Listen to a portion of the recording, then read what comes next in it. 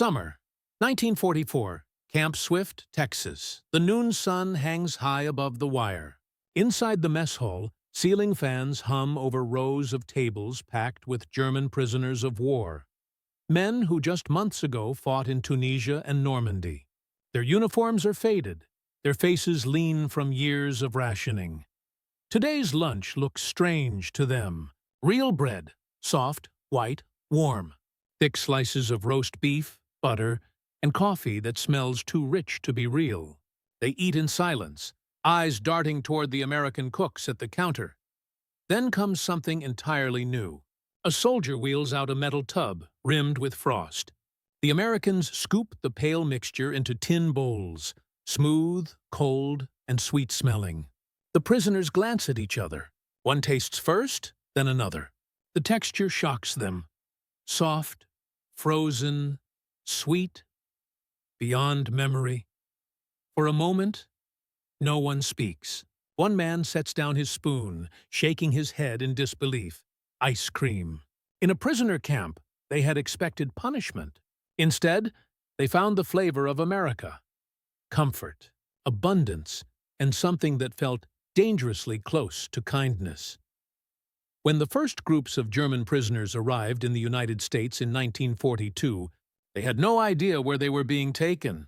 Captured in the deserts of North Africa, many had surrendered to British or American forces during Operation Torch and the Tunisian campaign.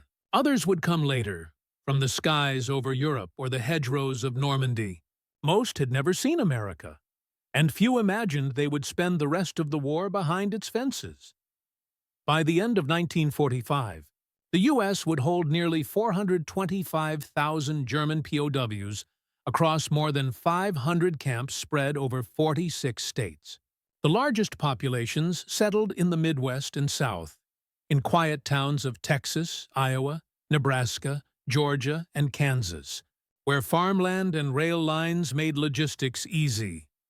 They were transported under the strict terms of the 1929 Geneva Convention, which required humane treatment, food, shelter, medical care, and the right to correspond with family.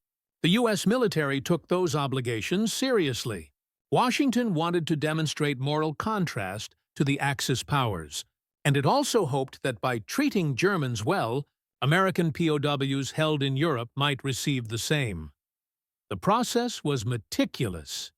Captured soldiers were first shipped to transit centers in North Africa or Britain, where they were interrogated, deloused, and medically examined. Then they boarded Liberty ships under guard for the Atlantic voyage, a journey of 2 to 3 weeks. They slept in converted cargo holds, ate American Army rations, and passed the time with cigarettes and chess pieces carved from bread. When they disembarked at ports like Norfolk, New York, or New Orleans, they stepped into another world entirely. Instead of barbed wire pens and punishment, they found order, clean barracks, showers, clothing, and regular meals served by kitchen staff who followed the same standards used for American troops. Their disbelief began with the food. At home, in the final years of the war, Germany's ration system was collapsing. Bombing raids had shattered transport lines, farmland lay untended, and civilians endured scarcity. Soldiers at the front often lived on dry bread, watery soup, and ersatz coffee made from roasted barley. But in America, even in Pointu captivity, there was abundance. Every U.S. Army installation had access to a quartermaster corps supply chain that stretched from coast to coast. Food was standardized, transported in refrigerated rail cars, and stored in insulated warehouses. POW camps were no exception.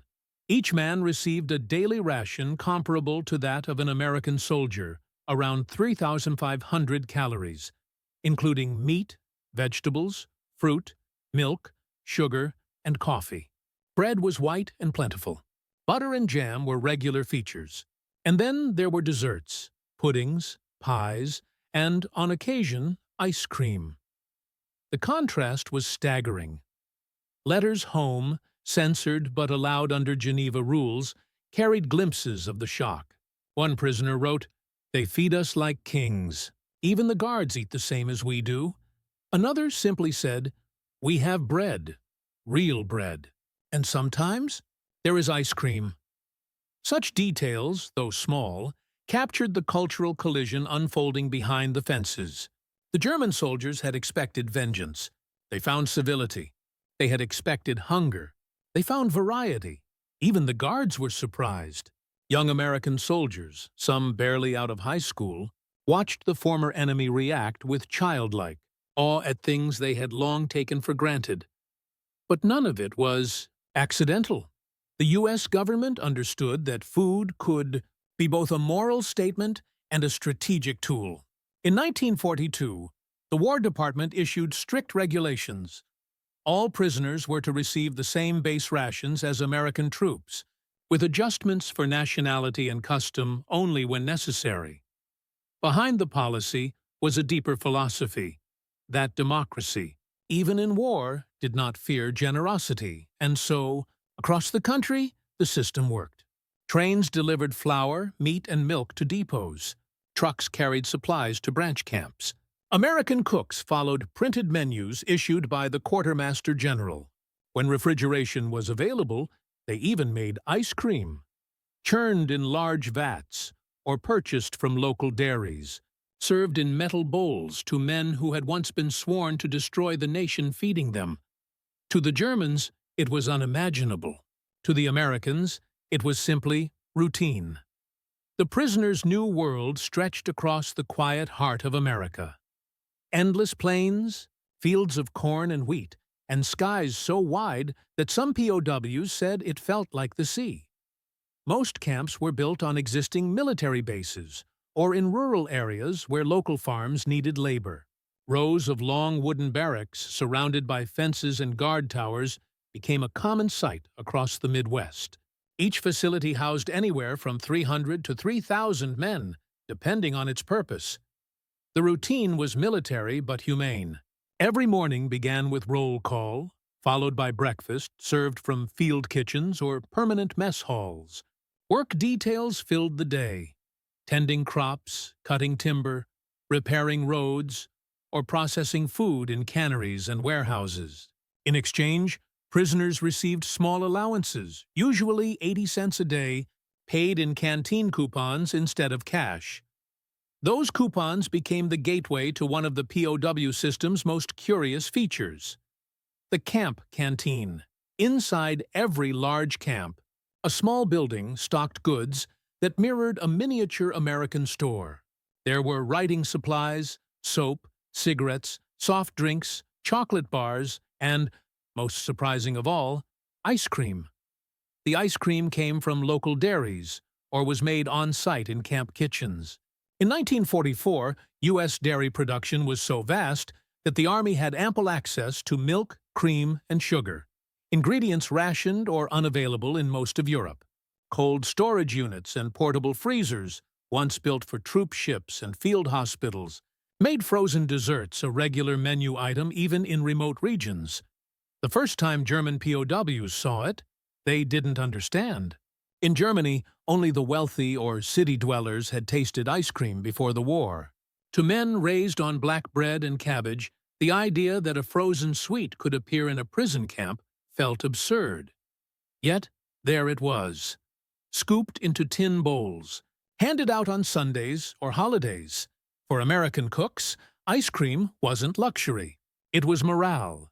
U.S. soldiers had grown up in a country where dairy was part of daily life, where every town had a soda fountain. The quartermaster menus reflected that culture. Recipes for chocolate pudding, fruit gelatin, and ice cream. Vanilla appeared in the official Army Technical Manual, TM-10-4112. The Army Cook, issued in 1942. When POWs entered the same food chain, they received the same benefits, albeit in smaller portions. Reports from the International Committee of the Red Cross, which inspected American camps throughout the war, frequently commented on the quality and abundance of food. A 1944 inspection in Texas noted, "The nutritional standard is equal to that of the American Army. Bread, meat, vegetables, milk, and dessert are served regularly. The prisoners appear in good health and morale. Those words were not propaganda. They were policy. The War Department understood that fair treatment of POWs was not only humane, but practical. Well-fed prisoners worked better, cooperated more, and caused fewer security problems. Hunger and cruelty bred revolt. Decency bred discipline, and so the system thrived. To the prisoners, however, the experience was deeply disorienting. Many had been told by Nazi propaganda that Americans were decadent, racially impure, and economically weak. They expected cruelty or starvation. Instead, they were confronted by a society so wealthy that even its enemy ate better in captivity than many civilians did in wartime Germany. That realization spread quickly through letters home. Though heavily censored, many messages carried coded hints, mentions of excellent food, ample milk, or special cold desserts. For their families reading back in bombed-out cities, those lines were nearly incomprehensible. The ice cream itself became symbolic. A small, cold miracle that embodied everything America seemed to represent. Abundance, efficiency, comfort, and a touch of extravagance. In camp life, it was never taken for granted. On hot summer days, men lined up with quiet anticipation. On holidays, when officers organized concerts or soccer matches, the dessert marked celebration. Even guards joined in, laughing as they served their former enemies something neither side would forget. By late 1944, the routine had become familiar. German soldiers who had once fought across Africa or France now worked the soil of Nebraska and Texas, drove tractors, or repaired farm equipment. They learned English, traded recipes, and sent pay coupons home to families they might never see again. And every so often, on a Sunday afternoon or after a long day in the fields, they lined up for ice cream. To the Americans, it was a small gesture. To the prisoners, it was proof that the war, at least in this place, had lost some of its cruelty.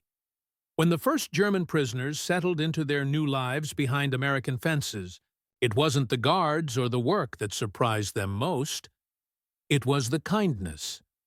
They expected interrogation, deprivation, and humiliation. Instead, they found themselves offered cigarettes, music, books, and food of a quality far beyond what they had known in years. One POW, writing from Camp Aliceville, Alabama, recalled his astonishment. "We thought America would treat us harshly, but they gave us butter on our bread, meat every day, and even milk." It was hard to believe. The food became the center of daily life, a tangible symbol of their strange new reality. Meals arrived on time, hot and filling. The cooks didn't shout, the guards didn't sneer, and every so often, something appeared on their trays that seemed impossible.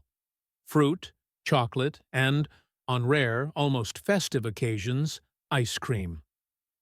The prisoners fell silent when it was served. For men who had marched across deserts, slept in bombed ruins, and eaten little but tinned meat and dry bread, the frozen sweetness was both alien and moving. It was, in its quiet way, a reminder of the world that war had destroyed, a taste of the ordinary peace they had lost. For many, that moment planted a seed. If their captors could be so civilized, perhaps the world was not as their leaders had claimed. The technological angle, the cold chain of war châtillou. Simple fact that ice cream could exist in a POW camp was itself a marvel of wartime engineering. In 1943, America's Quartermaster Corps managed one of the most advanced supply systems on Earth. Thousands of refrigerated rail cars, reefers, rolled daily from the Midwest to ports, air bases, and camps. Ice plants operated around the clock, producing tons of block ice to preserve meat, dairy, and produce across thousands of miles. Even in rural Texas, Nebraska, or Alabama, the infrastructure was staggering. Cold storage warehouses hummed beside rail sidings, Diesel generators powered freezers in field kitchens. Local dairies contracted to military buyers delivered milk, cream, and butter by the gallon. The result was a logistical miracle, one so efficient that even remote prisoner compounds received fresh supplies. When refrigeration units arrived, ice cream wasn't far behind. The dessert itself was often made by army cooks using standardized recipes from the quartermaster manual. Each serving required milk, sugar, powdered eggs, vanilla extract, and dry ice or mechanical churns. Some camps improvised with ice and salt churns. Others purchased commercial ice cream from local plants through canteen funds. The ability to deliver such luxuries to men behind barbed wire spoke volumes about the scale of American industry. While Europe struggled to feed civilians, America could feed its enemies, cold desserts included. To German engineers and officers among the prisoners, this was nothing short of shocking. They realized that they weren't just confronting a powerful army. They were confronting an industrial civilization whose organization could turn even comfort into strategy. The logistic and fix sent to Saturtweiten Sound. Psychological angle. Food as policy. Behind the generosity lay deliberate policy. The War Department understood that how it treated prisoners would shape morale, cooperation, and the nation's reputation. Feeding POWs well wasn't weakness. It was calculation. A man who ate well worked harder, caused fewer problems, and was easier to debrief. The Geneva Convention demanded equal treatment, but America went further, giving prisoners food equal to or better than its own troops when surpluses allowed. Quartermaster manuals directed mess officers to maintain balance and variety consistent with national standards. That meant not just sustenance, but familiarity. Bread, coffee, potatoes, fruit, and desserts. This policy paid dividends. American guards reported that good meals diffused resentment. Work crews volunteered more readily. Some POWs even began singing during labor. German folk songs mixing with American country tunes drifting over the fields. When ice cream appeared, morale spiked noticeably. One camp commandant wrote in his log, "Prisoners displayed visible enthusiasm. Conduct and productivity notably improved after dessert served at Sunday meal." For the Americans, it was a small logistical note. For the prisoners, it was a quiet act of disarmament, a sweet, melting reminder that this strange land waged war without hatred. The human and logistical threads intertwined perfectly. In every camp, the same scene repeated. Men who had been taught to despise America stood in line, spoons in hand, tasting not punishment, but plenty. And what began as disbelief soon became reflection. The realization that civilization could express its power not through cruelty, but through comfort. For years, Nazi propaganda had painted America as a decaying, materialistic society, soft, decadent, and unfit for war. To many captured soldiers, the first glimpse of the United States shattered that illusion instantly. They expected poverty. They found abundance. They expected cruelty. They found civility. And the ice cream, the small, ridiculous symbol of comfort, became proof that everything they'd been told was wrong. A Luftwaffe mechanic imprisoned in Camp McCoy, Wisconsin, wrote later in his memoir, "They gave us more than we could eat." The guards were polite, and one day there was ice cream. We could not understand how a nation could fight such a great war and still have sugar for its prisoners. The disbelief turned to quiet respect. Prisoners began asking guards about America, its factories, its farms, its women, its freedom. Some requested English lessons, others joined camp schools, where American officers taught mathematics, carpentry, or civics. The U.S. didn't need to boast about democracy. It demonstrated it. 3 meals a day, no shouting, and the occasional frozen dessert in summer. To the Germans, it was both humiliating and enlightening. They had lost the material war before the fighting had even ended. The moral angle. The power of example to American officials. Good treatment of prisoners wasn't just about rules, it was about values. The Geneva Convention mandated humane care, but the War Department saw it as an opportunity to showcase the moral difference between fascism and democracy. If Nazi Germany had used fear to command obedience, the United States would use fairness to command respect. Feeding the enemy well was a moral statement wrapped in logistics. It told the world that America's strength lay not only in its weapons, but in its decency. There was also a psychological dimension. Officials hoped that well-treated POWs would carry their experiences back to Germany, spreading the idea that American democracy was not an enemy of the German people, only of Nazism. It worked. After the war, many returning POWs spoke fondly of their time in U.S. camps, describing them as places of order, comfort, and even friendship. Some later immigrated back to America, unable to forget the country that had shown them humanity amid chaos. One former prisoner said simply, "I came to destroy America. I left wanting to build it." The cultural angle. Ice cream and American identity. To understand why ice cream struck such a deep chord, one must understand what it represented. In wartime America, ice cream was more than food. It was morale in a bowl. Factories churned out millions of gallons not only for civilians, but for the armed forces. The Navy even built floating ice cream factories aboard converted barges, delivering desserts to sailors in the Pacific. It symbolized normalcy, the idea that even in the midst of global war, the simple pleasures of home could survive. For American soldiers, it was a taste of childhood. For German POWs, it was a revelation. The dessert carried cultural weight, optimism, industrial strength, and the ability to turn luxury into mass production. It was a small proof that America's wealth wasn't built on conquest, but on creation. When prisoners were served ice cream, they weren't just eating food. They were tasting the essence of the society that had defeated them. Industrious, inventive, and endlessly confident. In camp folklore, the memory persisted. Prisoners joked that the Americans must have factories the size of cities to feed everyone so well. They weren't far off. By 1944, the United States was producing nearly 900 million gallons of ice cream annually. Enough to give every soldier and civilian multiple servings per week. To Tointointurm, a German whose homeland rationed butter and powdered eggs, this level of abundance bordered on the surreal. The philosophical angle. Civilization in captivity. Every empire boasts of power, but few prove it through restraint.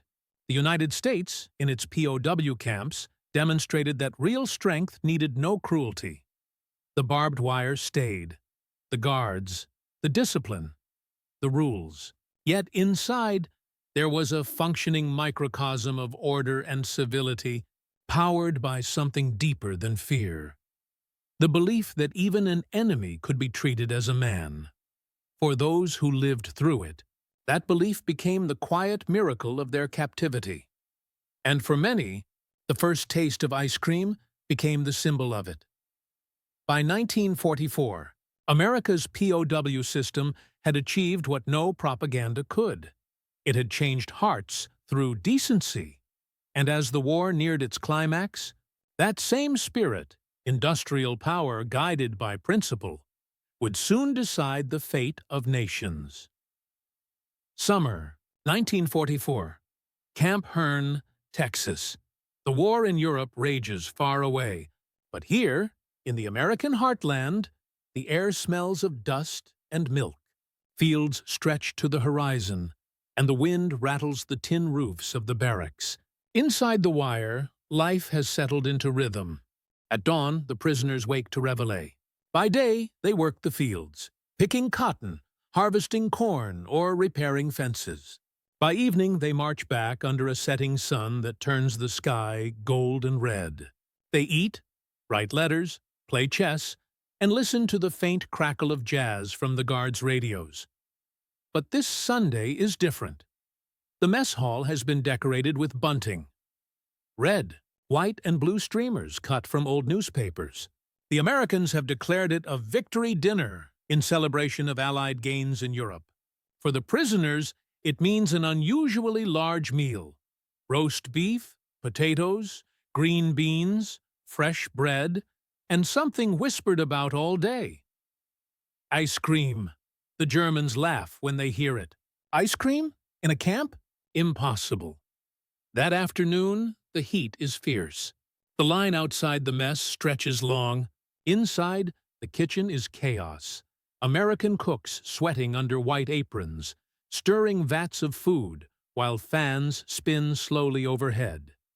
Then, from the back, two men wheel in a pair of metal tubs packed with frost. The air smells faintly of vanilla and cream. One of the cooks, an older sergeant from Ohio, grins at the line of prisoners and says, "Go easy. It's the real thing." The first prisoner steps forward, bowl trembling in his hand. A scoop drops, pale, cold, perfect. He hesitates, then tastes. The chill hits his tongue like electricity. The sweetness follows, rich, unfamiliar, almost overwhelming. He looks up, startled. Around him, others have begun to eat. Then, without a word, a silence spreads down the line. That quiet, reverent silence of men encountering something they can't quite name. It's not hunger anymore. It's astonishment. For a moment, the war disappears. The guards lean against the counters, smiling. A German officer, once proud and rigid, lowers his head as if in prayer. Another prisoner laughs suddenly, a short, incredulous laugh, and says softly, "So, this is what they eat in America." Later, one of the camp cooks would recall, "They didn't speak much that day, just ate slow. You could tell it hit them, not the food, but the idea of it, that we'd give it to them." In that small hall, under the hum of ceiling fans, the lines between enemy and host blurred, not erased, but softened. For the first time, the Germans felt something they hadn't known in years. Normalcy, comfort, and the faint, dangerous pull of gratitude. The U.S. Army had not intended to make a moral gesture, only to follow procedure, to serve a standard menu. Yet the result was profound. A bowl of ice cream became an act of quiet diplomacy. The simplest possible proof that American abundance was real, and that it could afford to be kind. That night, the camp orchestra played. A few Americans stood by the fence listening to the violins drift through the dusk. The Germans sang softly afterward, not military songs, but old folk tunes from home. Later, in the barracks, the talk turned not to Hitler or the war, but to food, to milk, sugar, the impossibility of cold sweetness in a land at peace. One prisoner said quietly, "At home, my mother stands in line for bread, and here they feed us like sons," another replied, almost bitterly. "Maybe that's why they will win." The reports reflected it too. American officers noticed a change. Discipline improved, tensions eased, and work details volunteered more willingly. Interrogators reported that POWs spoke more openly about their doubts in the Reich. In the words of one Army intelligence summary, the prisoners express growing curiosity and respect for American conditions. They are bewildered by the nation's capacity for plenty in war. It wasn't ideology that won their minds that day.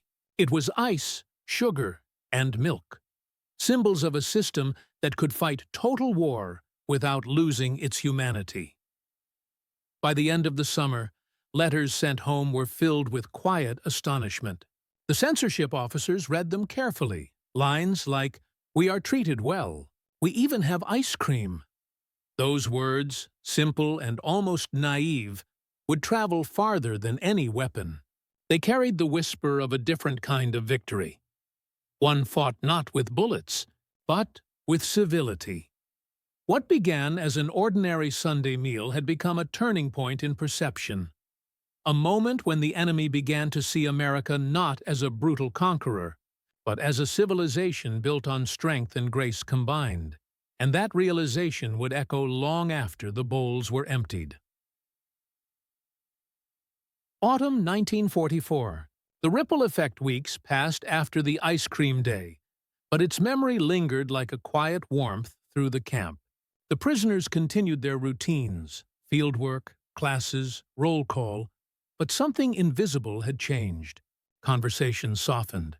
Eyes that once narrowed at American guards now met them with faint smiles. It wasn't surrender, it was realization.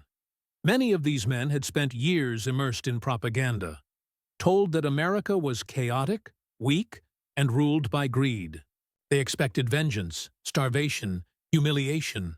Yet behind the barbed wire, they were met not with punishment, but with organization and routine, and meals that would have made their families in Hamburg or Cologne weep with envy.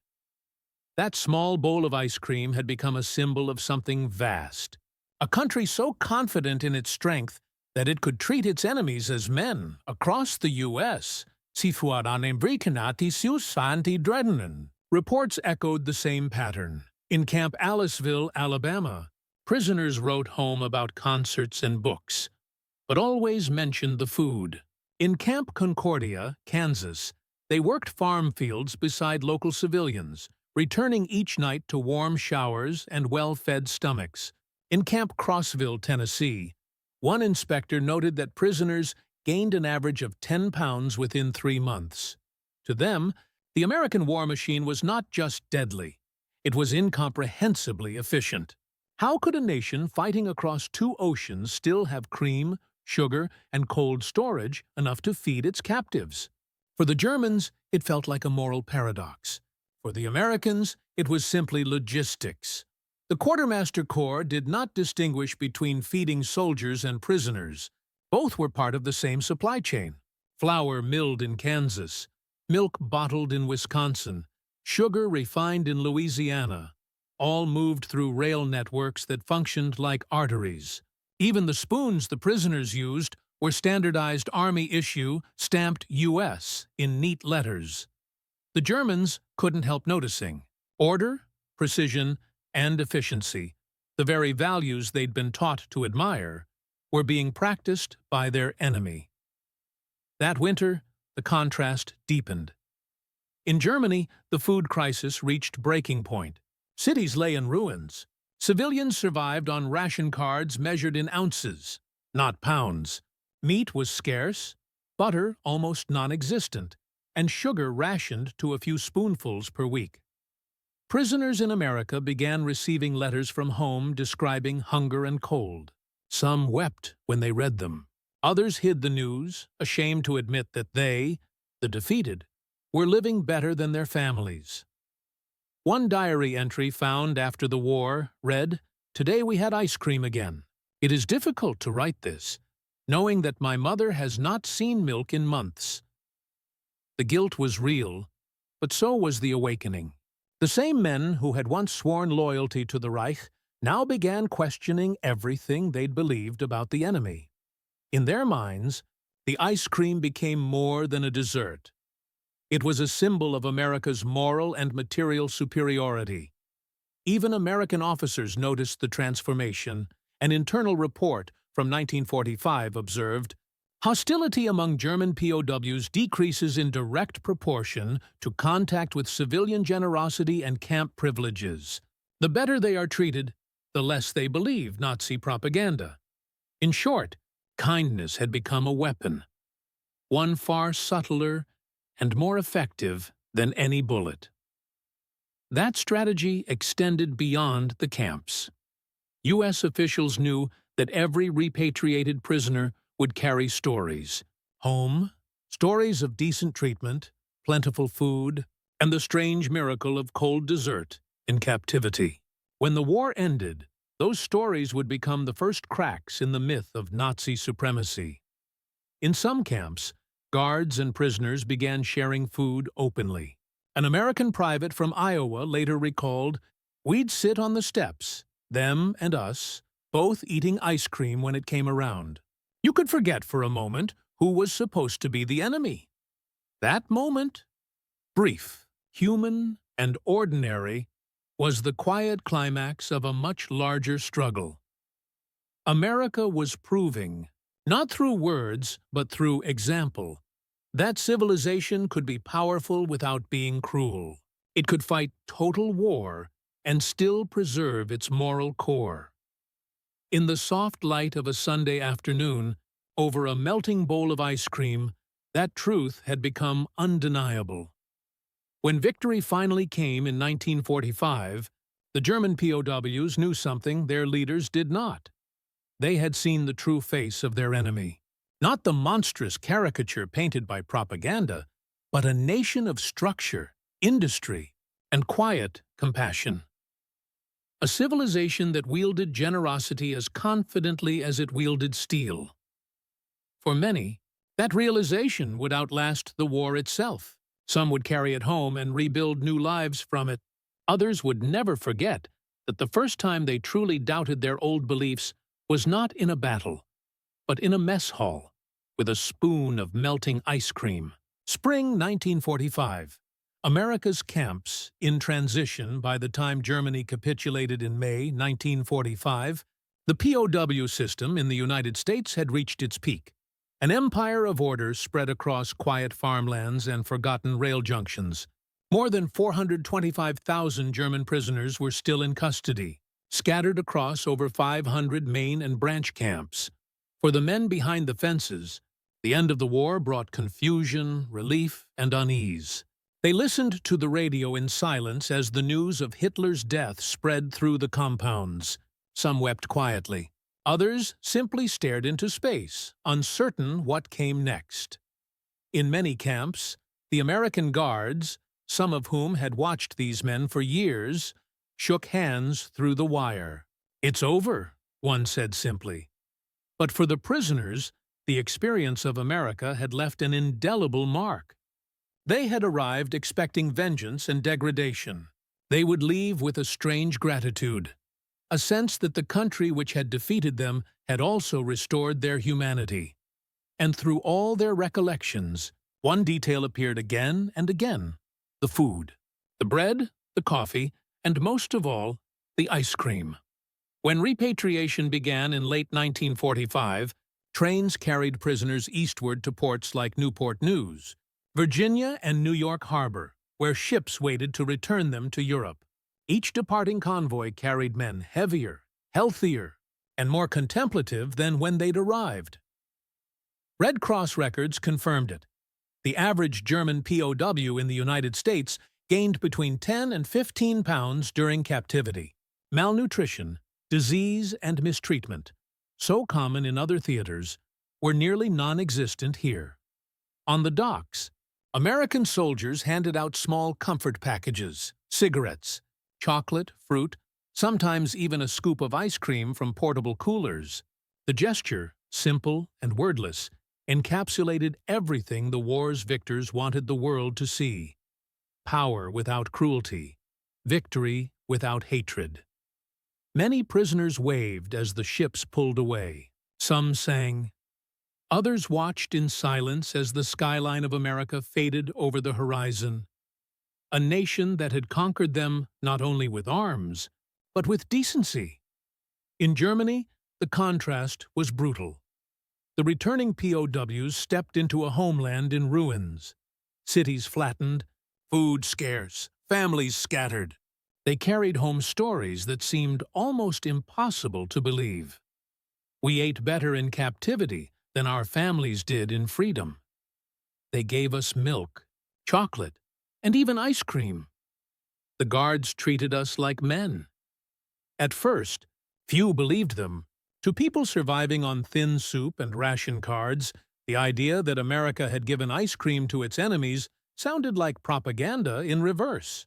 But as more men returned, the accounts converged. American treatment had been consistent, humane, and strangely generous. a mirror opposite of how prisoners fared elsewhere. That realization had consequences. Many former POWs began to reevaluate everything they had been taught. The cruelty and fanaticism that had consumed Germany now seemed hollow in comparison to the quiet dignity of their captors. Some even described their years in the U.S. as the first time they had encountered genuine freedom, within fences, but free in spirit. For the Americans, the success of the POW system became a point of national pride. Congressional reports praised its efficiency. Red Cross officials cited it as a model for post-war humanitarian conduct. Newspapers ran quiet stories about towns that had grown fond of their Germans, the men who picked crops, fixed tractors, and left behind letters of thanks when they went home. In one Kansas town, a farmer's family even received a Christmas card years later, mailed from Bremen by a former prisoner. Inside it read, "I remember the bread, the laughter, and the ice cream. You taught me what decency looks like." By the war's end, the small, forgotten moments of captivity, the shared meals, the conversations, the kindness had become something greater than anyone intended.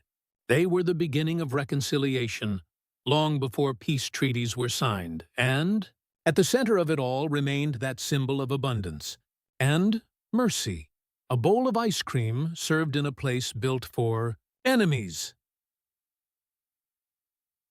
Autumn 1946. The long return. By the end of 1946, nearly all German prisoners of war had been repatriated. Some went back through England or France for labor assignments before finally reaching their homeland. Others, deemed non-Nazi or skilled laborers, stayed longer to help with reconstruction. But wherever they went, the stories of their captivity in America spread with them like ripples on calm water. Those stories were not of hatred or revenge, but of decency, food, and human dignity. Former POWs described how American guards shared cigarettes, how camp bands played jazz and swing, how libraries were stocked with books in both German and English. And always, somewhere in their memories, there was the ice cream, cold, sweet, absurdly plentiful. To many, it became shorthand for everything they had seen and learned. A nation that could fight the most mechanized war in history and still have room for compassion. The impact of those experiences lasted far beyond the war. In the years that followed, thousands of ex-POWs wrote letters to American families, guards, and camp officers expressing gratitude for the treatment they received. Some emigrated back to the U.S. under post-war immigration programs, seeking to live in the very country that had once imprisoned them. One former soldier from Camp Trinidad, Colorado, who returned to Germany in 1946, would later tell a reporter, "They defeated us with kindness. I wanted to understand how." He would eventually become a schoolteacher in West Germany, teaching English to a generation that had never known the war. In his classroom, he sometimes told his students about the first time he tasted ice cream, and how, for a moment, he understood what freedom might feel like. These stories became part of a quiet cultural legacy, German POWs as unlikely ambassadors of the American ideal. Historians studying the POW program later recognized it as one of the most successful humanitarian efforts of the war. Unlike in Europe or Asia, where prison conditions were often brutal, the United States had managed to create a system that balanced security with civilization. Red Cross reports from 1945 confirmed that mortality among German POWs in U.S. custody was less than 1%, one of the lowest of any belligerent nation. Most deaths were from natural causes or accidents, not abuse. Even the U.S. Army's provost, Marshal General's office noted that discipline problems were minimal and manageable, attributing much of the stability to consistent food, humane treatment, and fair work policies. Behind that success lay a simple formula: an industrial superpower that used its abundance to enforce order through generosity. In Germany, as the 1950s dawned, the myth of the good captivity became a foundation for post-war reconciliation. Veterans associations published memoirs and newsletters, often recounting daily life in American camps with a mixture of nostalgia and disbelief. We had bread, butter, meat, and sometimes even dessert, one account from a Bavarian veteran read. We built gardens, sang, and learned English. It was strange. We were prisoners, yet we felt treated as men again. For a nation emerging from dictatorship, those words mattered. They helped redefine the image of the former enemy, not as conqueror, but as moral teacher. The American camps, most dismantled by 1947, left behind faint traces: concrete slabs, overgrown fences, and faded signs. But in the towns that hosted them, memories lingered. Local farmers remembered the German laborers who worked their fields and later sent letters from across the ocean. Small museums now hold the artifacts: wooden carvings, hand-drawn menus, and, in some cases, recipe books where German prisoners recorded how to make American ice cream. In these details, the story endures. The war had revealed humanity at its worst, but in these quiet corners of America, it had also revealed it at its best. By the time the last German prisoner left American soil, the U.S. had achieved something rare in war: victory without vengeance. The men who went home carried no tales of cruelty, only of discipline, fairness, and a desert that symbolized an entire nation's character. For decades after, when they spoke of the war, they often mentioned one absurd, unforgettable detail: that their first taste of peace came not on a battlefield, but in a bowl of ice cream. When the fences came down and the last of the German prisoners boarded ships for home, the camps fell silent. The watchtowers emptied, the kitchens cooled, and the smell of cooking drifted away into the wind. But for those who had lived within those boundaries, both guard and prisoner, the memory of what had happened there never faded. It wasn't the barbed wire or the labor that stayed with them. It was the civility, the small, inexplicable kindnesses: a guard who shared a cigarette, a nurse who spoke gently, a cook who handed an enemy soldier a bowl of ice cream on a sweltering afternoon. That moment, repeated in hundreds of camps across America, became something larger than an anecdote. It was the quiet proof that power and humanity could coexist. The United States, with all its might and industrial strength, had chosen not to humiliate its captives, but to show them a different kind of victory. One built on dignity, confidence, and the belief that justice didn't require cruelty. To the prisoners, it was bewildering. To the Americans, it was simply who they were. Decades later, many of those men would speak of that time not as imprisonment, but as revelation. They would recall the food, the music, the work, and the strange, unforgettable taste of ice cream in a land untouched by war. It was cold, sweet, and utterly unnecessary, which was precisely what made it powerful. In that frozen moment, an empire built on militarism met a democracy built on compassion. And for once in the long, brutal history of war, the lesson that lingered wasn't about conquest or defeat, but about the simple, disarming strength of decency. A bowl of ice cream had done what no propaganda ever could. It had made men believe in humanity again.